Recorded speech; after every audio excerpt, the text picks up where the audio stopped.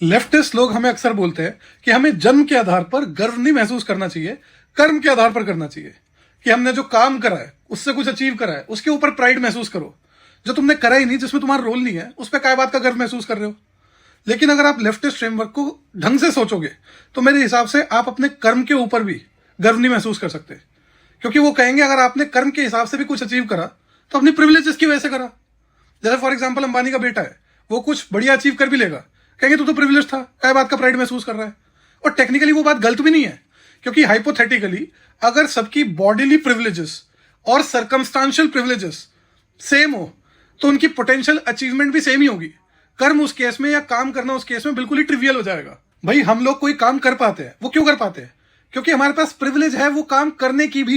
Even 12th fail का आप example ले लो, जो फेमस मूवी है, उसमें भी उसका क्या रोल था कि उसको एक बंदा मिला जो उसको अपने साथ दिल्ली ले गया आईएएस की कोचिंग के लिए।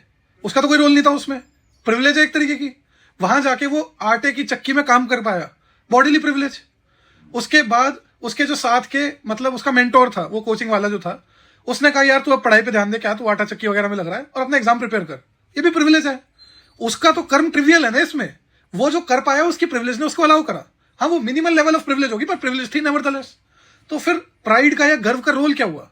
तो मेरे हिसाब से एक अंडर एप्रिशिएटेड रोल जो है वो प्राइड का ये है कि वो कंपेल करता है किसी व्यक्ति को किसी वर्चू से अबाइड करने के लिए, और इन द प्रोसेस उसको कंपल्शन फील ही नहीं होती।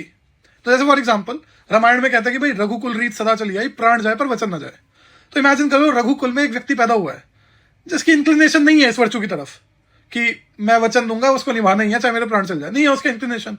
But the fact he is born in Raghukul और उनकी रेप्यूटेशन है इतनी कलोसल उस चीज को लेकर के, इवन दो उसने कभी जिंदगी में वचन ना दिया हो, the fact that he will take pride in the fact कि रघुकुल के जो लोग होते हैं ना वचन देके अपने प्राण त्याग देते हैं पर वचन से मुकरते नहीं है, that will in a way compel him to live by that.